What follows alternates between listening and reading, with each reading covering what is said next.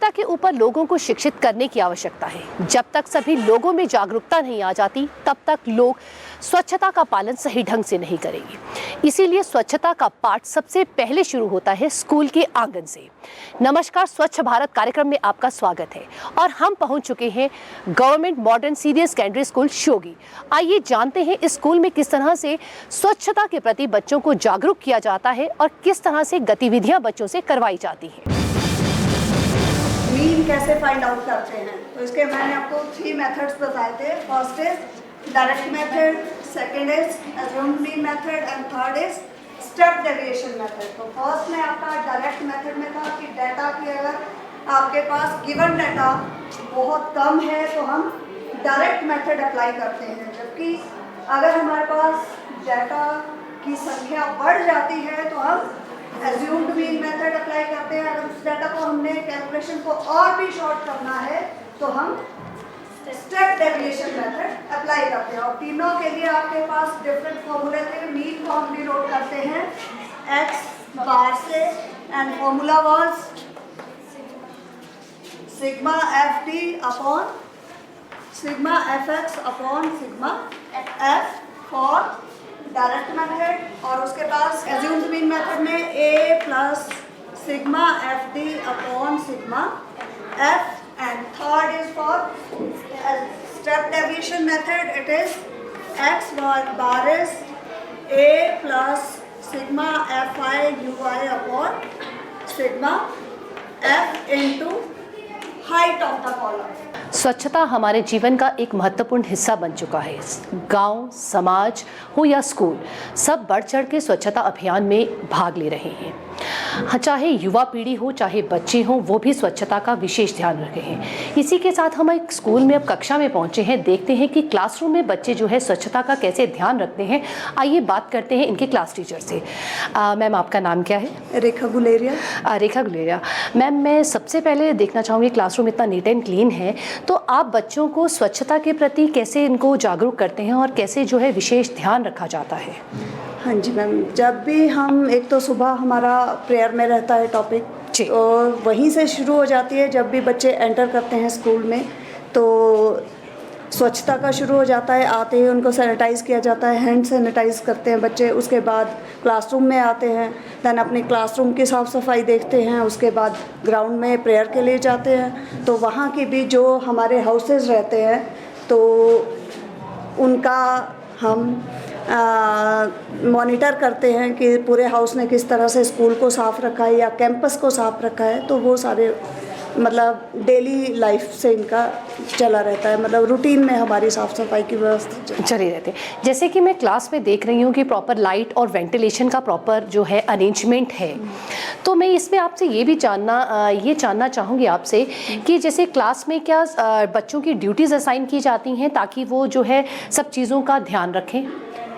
बिल्कुल मैम, जो हमारे हाउसेस बने हैं स्कूल में तो वो हाउस वाइज ड्यूटीज़ रहती है। हर एक हफ्ते एक हाउस की ड्यूटी होती है। 4 हाउसेस हैं तो इस तरह हमारा महीने बाद ड्यूटीज़ रिपीट होती है और उसमें हर चीज़ देखी जाती है। स्कूल की स्वच्छता है, बच्चों का प्रेजेंटेशन है, प्रेयर में कैसे प्रेजेंट करते हैं और दिन भर वो कैसे मेंटेन करते हैं डिसिप्लिन, वो सारा उसमें रहता है। बच्चों के पर्सनल हाइजीन पे भी ध्यान दिया जाता है। हर चीज़ उसमें बच्चों के मार्क्स रखे होते हैं। तो एंड में जो हाउस अच्छा परफॉर्म करता है उसको ट्रॉफीज़ भी दी जाती है। तो इसलिए बच्चे इस चीज़ को मतलब बहुत अच्छे से लेते हैं कि हमारा हाउस विनर हो।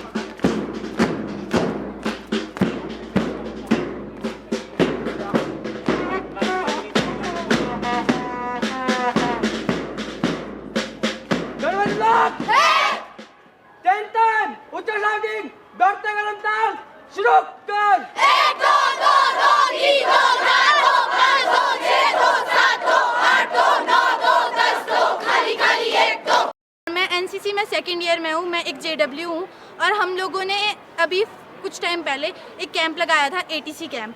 उस कैंप में हमारे को बहुत सी एक्टिविटीज़ कराई गई, बट हम लोग वो एक्टिविटीज़ यहाँ परफॉर्म नहीं कर सकते। तो उसमें से एक एक्टिविटी है कि हमें फायरिंग पोजीशंस बताई थी। तो मैं आप लोगों को फायरिंग पोजीशंस के बारे में बताना चाहती हूँ। फायरिंग पोजीशंस 4 प्रकार की होती है। पहली स्टैंडिंग, दूसरी सिटिंग, तीसरी नीलिंग एंड चौथी लाइंग। तो मैं आपको प्रैक्टिकली करके बताऊँगी। फर्स्ट पोजीशन, ऐसे करके राइफल हाथ में होती है और ऐसे करके एम होता है और इस शोल्डर पे राइफल रखी जाती है। Second position, this one is kneeling position. इसमें यहाँ पे राइफल इस नी पे होती है और ऐसे करके शूटिंग पोजीशन होती है। Third position, sitting position. जो सिटिंग पोजीशन होती है वो ग्राउंड्स में होती है। ऐसे करके हम बैठते हैं और शोल्डर के उस पर राइफल रखते हैं और फिर ऐसे करके फायरिंग करते हैं। And last position is lying position. Lying position में हम लोग ऐसे होते हैं, ऐसे, एंड राइफल ऐसे करके स्पोर्ट में होती है। इस पोजीशन को ही हमारे को एनसीसी में फायरिंग करवाने के लिए यूज़ किया जाता है। वैसे तो एनसीसी का जो मेन मोटो होता है वो यूनिटी एंड डिसिप्लिन है, बट जो एक एनसीसी कैडेट होता है उसे सोशल सर्विसेज में भी बहुत काम आता है। जैसे कि मतलब अगर कभी कोई युद्ध हो गया, जो हमारे आर्मी वाले हैं, तो फिर वो लोग तो चले जाते हैं, बट जो एनसीसी कैडेट्स होते हैं वो सोशल सर्विसिंग में काम आते हैं। फॉर एग्जांपल, अगर कोई नेचुरल डिजास्टर हो गया तो वो लोग हेल्प करते हैं, फिर फर्स्ट एड पहुंचा सकते हैं और जो इसेंशियल नीड्स होती है वो सबकी पूरी करते हैं। और एनसीसी कैडेट्स ऐसे जो कुछ डेज होते हैं उसके ऊपर रैलीज भी निकाल सकते हैं और एनसीसी कैडेट और भी बहुत सारी सोशल वर्किंग करते हैं। महात्मा गांधी कहते हैं कि जो परिवर्तन आप दुनिया में देखना चाहते हैं, सबसे पहले वो आप अपने आप पे लागू करें। स्वच्छ भारत के लिए भी यही है कि स्वच्छ भारत में सबसे पहले एक जिम्मेदार नागरिक बनना बहुत ज़्यादा ज़रूरी है। स्कूलों में भी स्वच्छता के लिए पाठ पढ़ाया जाता है। जिम्मेदार नागरिक बनने के लिए एनसीसी के माध्यम से ये पाठ सिखाया जाता है। आइए बात करते हैं यहाँ के एक टीचर से। सर, आप यहाँ पे पढ़ाते हैं? हाँ जी, मैं पढ़ाता हूँ। मैं कॉमर्स का लेक्चरर हूँ।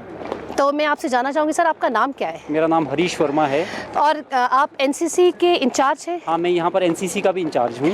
तो सर, मैं ये जानना चाहूँगी कि आप एनसीसी के माध्यम से किस तरह से बच्चों को एक जिम्मेदार नागरिक बनने का संदेश देते हैं? एनसीसी के माध्यम से हम बच्चों को एक जिम्मेदार नागरिक बनने का संदेश देते हैं, क्योंकि एनसीसी में बच्चों को स्वच्छता पर और जितनी भी सोशल हमारी एक्टिविटीज़ होती है सभी पर इनको जागरूक किया जाता है। विशेष करके जिस प्रकार से आज के समय में भारत सरकार के द्वारा, हिमाचल सरकार के द्वारा स्वच्छता के ऊपर प्रोग्राम चलाए जा रहे हैं, तो इन प्रोग्रामों को हम इन बच्चों के माध्यम से घरों तक पहुंचाते हैं। एनसीसी के माध्यम से हम स्कूलों में बच्चों को अवेयर करवाते हैं। इनके माध्यम से हमें घरों में भी इनके माध्यम से अवेयर करवाना चाहते हैं कि भाई किस प्रकार से आप स्वच्छता को अपनाएं और उसको व्यवहारिक रूप से अपने जीवन में अपनाएं। खाली हमें यही नहीं है कि भाई हमें खाली उनको उपदेश देने, हमें अपने जीवन में जो हमें प्रैक्टिकली वो कार्य बच्चे करें और वो अपने जो इनके घरों में इनके बुजुर्ग हैं, इनके माता पिता हैं, उनको भी ये बात ये समझाएं कि जो हमारा हिमाचल प्रदेश है एक पहाड़ी क्षेत्र है, इसमें अगर हम इसको साफ़ सुथरा रखेंगे तो आने वाले समय के लिए भी ये एक पर्यटन नगरी बना रहेगा। अगर इसकी ये सफाई नहीं रखेंगे तो आने वाले समय में ये एक बहुत बड़ा खतरा हमारे प्रदेश के लिए ये हो सकता है। बहुत अच्छी आपने बात बताई। और मैं आपसे एक ये और जानना चाहूँगी कि जैसे एनसीसी के जो बच्चे हैं वो स्कूल की एक्टिविटीज स्वच्छता का कैसे ध्यान रखते हैं? क्या उनकी ड्यूटीज़ असाइन की जाती है? बिल्कुल मैम, इनकी ड्यूटीज़ लगाई जाती है। इनके लिए स्पेशल डेज होते हैं जिसमें कि एनसीसी के बच्चे पूरे कैंपस की सफाई करते हैं और ये अवेयर करते हैं सभी बच्चों को कि भाई हम प्लास्टिक का कम से कम उपयोग करें, और अगर हम प्लास्टिक यूज़ कर रहे हैं या कहीं इन्हें कचरा दिखता है तो उसको ये डस्टबिन में इकट्ठा कर देते हैं या बोरी में भर करके उसको कई बार प्रदेश सरकार के द्वारा जो प्रोग्राम चलाए जाते हैं इकट्ठा उनको हम कर देते हैं और वो जब यहाँ पर पंचायत के जो प्रतिनिधि है हमारे से उस कचरे को ले जाते हैं। स्कूल के स्टूडेंट्स को तो स्वच्छता पे खुद ही ध्यान रखना चाहिए। हमें अपनी क्लासरूम्स को खुद साफ करना चाहिए। और जैसे कि हम लोग सुबह आते हैं तो फिर सुबह हमारे को हाफ आवर फ्री होता है, तो हम लोग देख सकते हैं कि इधर उधर कूड़ा कचरा पड़ा हो तो हम उसे उठा के डस्टबिन में डालें। और वैसे तो सारे जो बड़े स्टूडेंट्स हैं वो तो खुद ही ऐसा काम करते हैं, बट जो छोटे स्टूडेंट्स होते हैं वो कई बार गलती कर लेते तो हमें वो उठा लेना चाहिए। और फिर जैसे हमारे को कुछ डेज़ होते हैं, कुछ डेज़ में हम लोग साफ़ सफाई भी करते हैं, तो फिर टर्न बाय टर्न सबको साफ़ सफाई करनी चाहिए। और स्कूल में हाउसेज़ की टर्न्स वैसे लगी होती है तो हाउसेज़ वाले साफ़ सफाई करते हैं।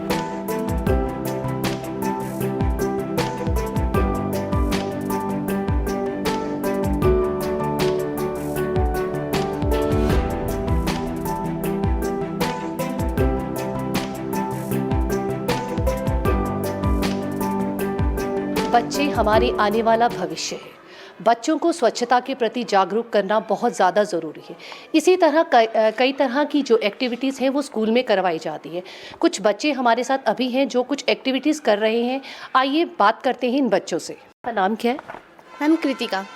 कृतिका, आपने बहुत ही सुंदर जो है एक पेंटिंग बनाई है। मैं ये जानना चाहूँगी इस पेंटिंग को बनाने का क्या मकसद है और इस पेंटिंग से आप क्या संदेश देना चाहती हैं?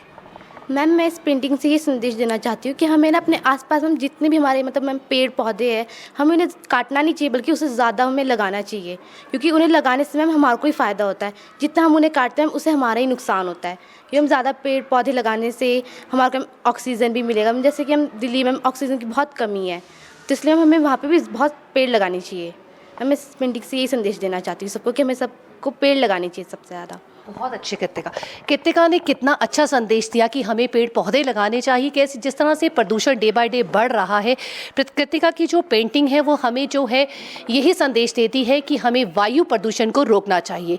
एक और हमारे साथ बच्ची है जो भी बहुत ही अपनी पेंटिंग में बहुत मगन है। देखते हैं वो इस पेंटिंग में क्या बना रही है। बेटा, आपका क्या नाम है? मैम मेरा नाम सिया है। मैम सिया। सिया, मैं आपकी पेंटिंग में देख रही हूँ, आपकी पेंटिंग बहुत ही सुंदर है और पंछी, पेड़, और आपने जो है मुझे लगता है आप किसी प्रकृति के बारे में कोई संदेश देना चाहती हैं। Yes ma'am. तो आप इस पेंटिंग से क्या संदेश देना चाहती हैं? मैम इस पेंटिंग से मैं ये संदेश देना चाहती हूँ कि मैम जो हमने ये इसमें मैंने पेंटिंग में अपने जो एनिमल्स बनाए हैं और ये जो बर्ड्स हैं मैम, जिससे हम जो भी वायु प्रदूषण होता है, जिससे जो वाहनें होती है उनका जो पॉल्यूशन होता है, इसकी वजह से ये ह्यूमन बींग्स और सभी जो ये हमारे एनिमल्स होते हैं इनको नुकसान पहुंचाते हैं। इनकी भी फीलिंग्स होती है पर हम इनको देख नहीं पाते। वैसे भी हम इतना पॉल्यूशन कर देते हैं कि इनको रहने और सहने में बहुत तकलीफ होती है। तो मेरा ये मकसद है कि ये संदेश देना चाहती हूँ कि हमारे को इतना पॉल्यूशन नहीं करना चाहिए। बच्चे अपनी पेंटिंग के माध्यम से अलग अलग तरह के संदेश दे रहे हैं, जैसे कोई जल प्रदूषण तो कोई वायु प्रदूषण। मेरे सामने एक बच्चा पेंटिंग बना रहा है। मुझे उसकी पेंटिंग देख के ऐसा लग रहा है कि शायद ये बच्चा जो है गीले और सूखे कचरे के बारे में बात करना चाहता है। आइए इसी से बात करके पता करते हैं ये बच्चा कहना क्या चाहता है। बेटा, आपका नाम क्या है? मैम मेरा नाम अरुण है। अरुण, तुम बहुत ही अच्छी पेंटिंग बना रहे हो। ये पेंटिंग बनाने का क्या मोटिव है और क्या संदेश देना चाहते हो? मैम इससे ये संदेश है कि हमें गीला कचरा और सूखा कचरा अलग अलग डस्टबिन में रखना चाहिए ताकि इसको बाद में रिसाइकल करने में आसानी हो।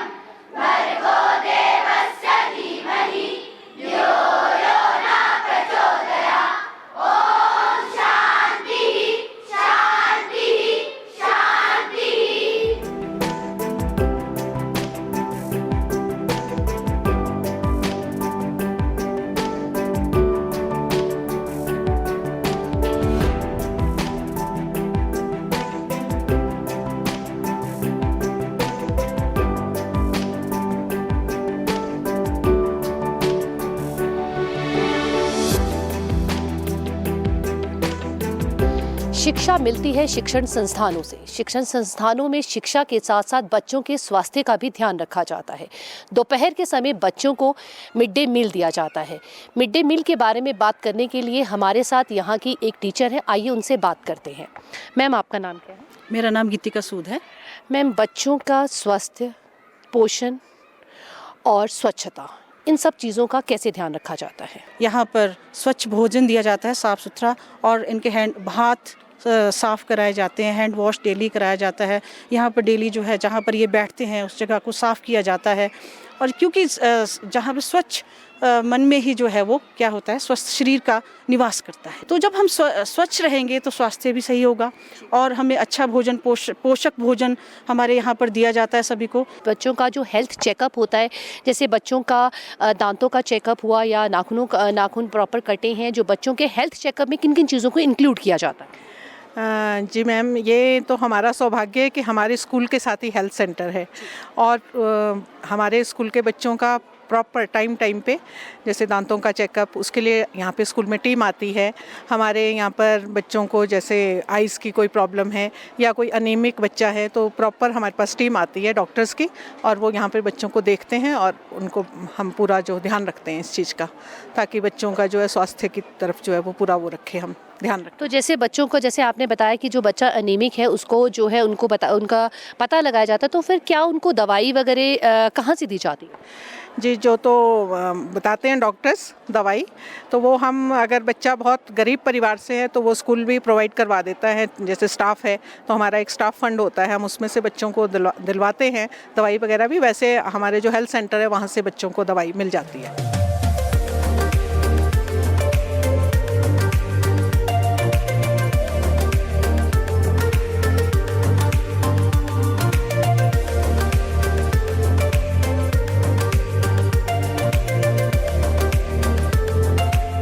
हाथ धोना क्यों ज़रूरी है, जानते हैं इस बच्चे से कि ये बच्चा जो है अपने स्वास्थ्य के प्रति कितना जागरूक है। इस बच्चे से बात करते। बेटा, आपका नाम क्या है?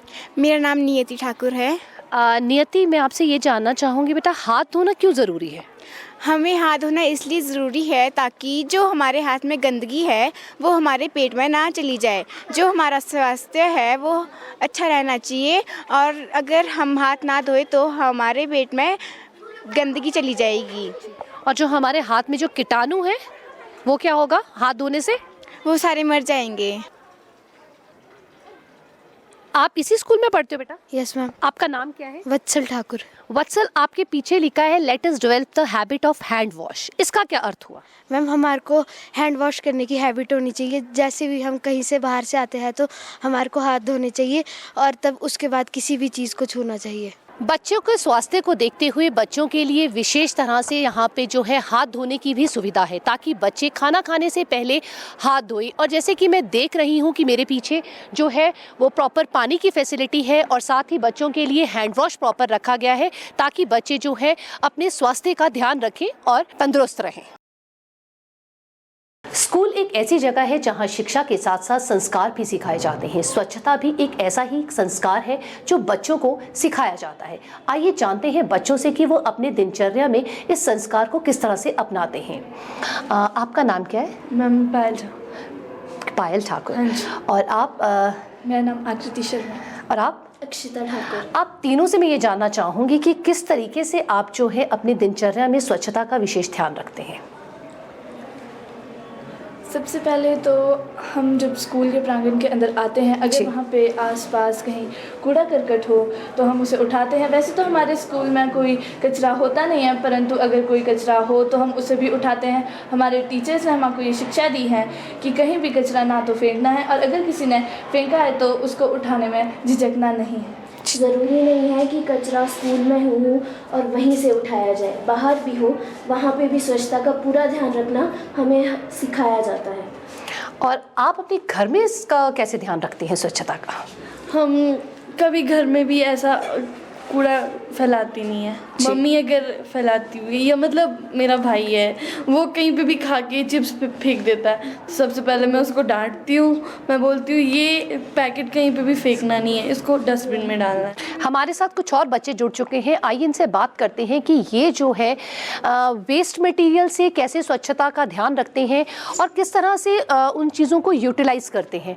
आपका नाम क्या है? मेरा नाम सूर्यांश कटलाइक है। मैं आपसे जानना चाहती हूँ कि आप जो है अपने घर की बात करें या स्कूल की बात करें तो आप जो है स्वच्छता पे कैसे ध्यान रखते हैं और क्या एक्टिविटी करते हैं? मैम, हमारे स्कूल में डस्टबिन्स लगाए जाते हैं, अलग अलग सूखे कचरे के लिए अलग और गीले कचरे के लिए अलग, और उसके बाद हम उसको डीकम्पोज होने के लिए रख देते हैं। जब वो कूड़ा जितना भी होता है जब वो डीकम्पोज हो जाता है फिर हम उनको, हमारे यहाँ पे फ्लावर पॉट्स वगैरह रखे हैं, फिर हम उनकी खाद बना के उसमें फ्लावर्स के लिए डाल देते हैं। जी, बहुत ही अच्छी बात बताई कि उस जो कूड़े को है डिकम्पोज करते हैं और उसको पौधों में डालते हैं। आपको जो शौक़ है, आपने बताया कि आपसे पहले मेरी बात हुई थी तो आपने बताया कि मुझे जो है वेस्ट मटेरियल से एक्टिविटीज़ करने का शौक़ है, तो मैं आपसे जानना चाहूँगी तो आप क्या करते हैं? मैम मैं जैसे वेस्ट बॉटल्स होती है मैम, उनको कट करके फ्लावर पॉट मतलब बना के उसमें वो लगाता हूँ मतलब। तो आप मुझे बताएंगे कोई आपने जो ऐसा फ्लावर पॉट जो है वो बनाया है? अरे अच्छा, आपका दोस्त आपके साथ लेके आया है। ये देखिए आपने कितना सुंदर इसको बनाया, कितना सुंदर इसको यूटिलाइज किया है। हम सभी आज यह रण लेते हैं कि हम सभी प्लास्टिक का रीयूज करेंगे और हिमाचल को स्वच्छ बनाने में अपना भरपूर योगदान देंगे। जय हिंद।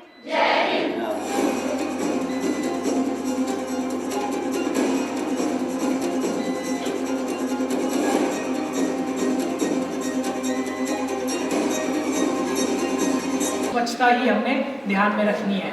तो इसमें क्या हो सकता है, आजकल जैसे आपका सितंबर में लास्ट में बारिश हुई, उसके बाद बिल्कुल ड्राई चले गया, तो हमने क्या करना है, अपने घर पे रेन वाटर हार्वेस्टिंग सिस्टम जो होता है उसको भी बढ़ावा देना है, ताकि क्या है जो बारिश का पानी आए उसको आप क्या कर सके, रीयूज। तो वो भी इसमें इम्पोर्टेंट एक टॉपिक है इसमें आपकी क्लीनलीनेस और स्वच्छता में। तो हमने इस तरह का जब हम काम करेंगे तो क्या होगा हमारा जो प्रदेश और जो हमारा शिमला है वो बिल्कुल स्वच्छ रहेगा।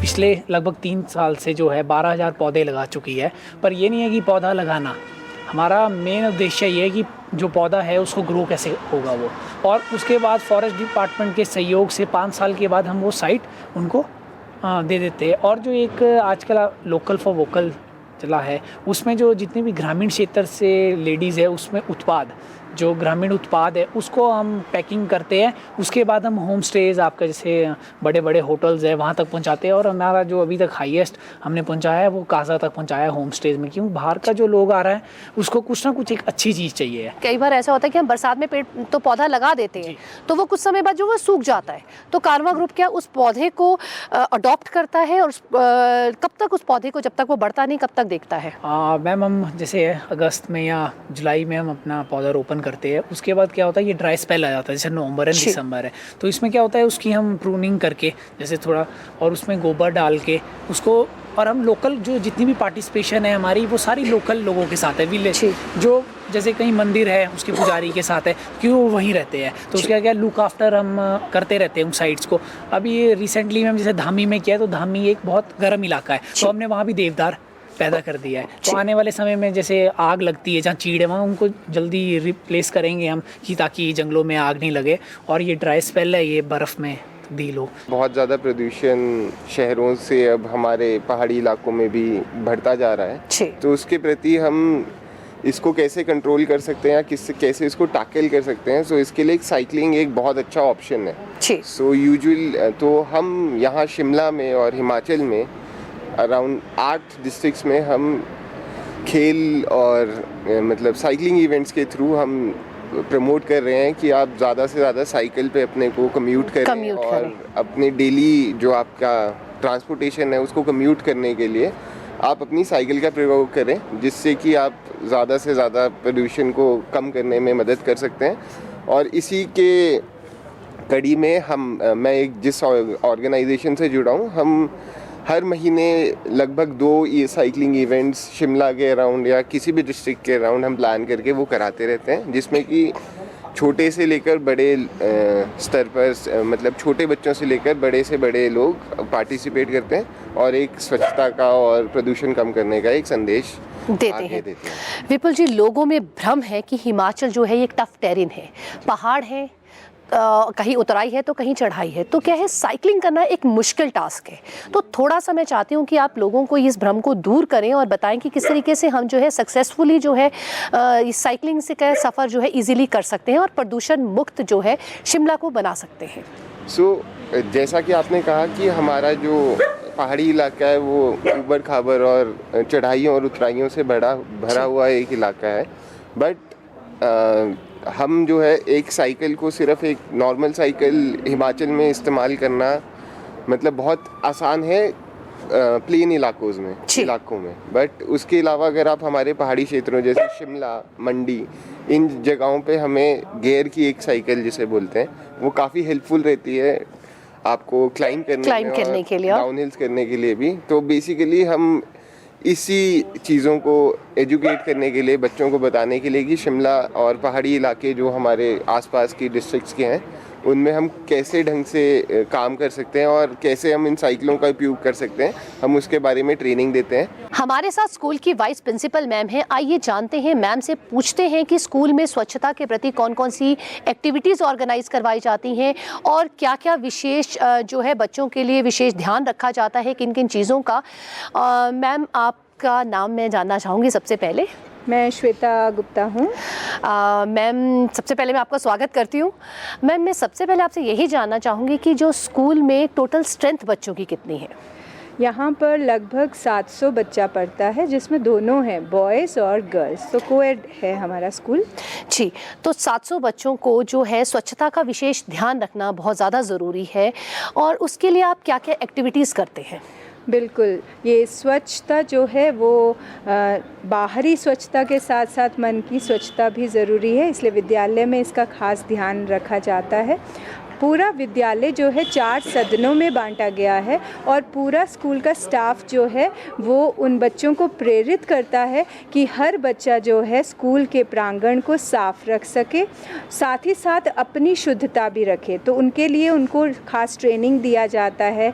बार बार हम बाहर से रिसोर्स पर्सन बुलाते हैं जो कि उन्हें दांतों की सफाई, अपनी पर्सनल हाइजीन, पर्सनल स्वच्छता का ज्ञान उन्हें देते हैं, और साथ ही साथ सभी अध्यापक जो हैं वो प्रेरित करते हैं कि स्कूल का प्रांगण साफ रहे। वो जो भी कूड़ा कचरा है, वो चाहे क्लास में डस्टबिन्स हमने प्रोवाइड किए हैं, चाहे हमारे पूरे कैंपस में आपको बड़े बड़े डस्टबिन मिलेंगे, और हम जो स्वच्छता अभियान के तहत या स्वच्छता बच्चों में आए उसके लिए हम उनको अवेयर कराते हैं कि जो ग्रीन है कूड़ा वो भी हम उनको अलग डस्टबिन में डलवाते हैं, और जो दूसरा कचरा है उसको हम उनको अलग डस्टबिन में डालने की प्रेरणा देते हैं। और हमें गर्व है कि हमारे बच्चे ये सब करते भी हैं। अब मैं जानना चाहूँगी आपसे कि 700 बच्चा है तो शौचालय की विशेष जो है साफ सफाई का ध्यान किस तरीके से रखा जाता है और बच्चों को भी कैसे अवेयर किया जाता है इस चीज़ के लिए? बहुत सुंदर प्रश्न किया आपने, क्योंकि विद्यालय में हमारे पास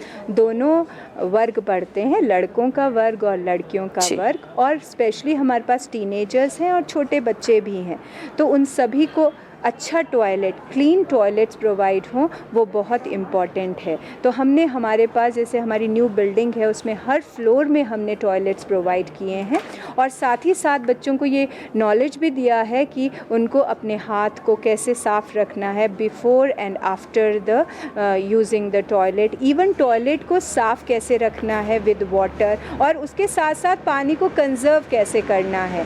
राइट, कई बार ऐसा होता है बच्चे नल खुला छोड़ाते हैं, पानी वेस्ट करते हैं, पर उनको हमारे स्पेशल ट्रेनर्स जो हैं और स्पेशली स्कूल के टीचर्स जो हैं वो उनको अवगत कराते हैं how important it is to conserve the water. Campus beautification की बात करें तो कैंपस को सुंदर रखने के लिए बच्चों से क्या क्या एक्टिविटीज़ करवाई जाती हैं?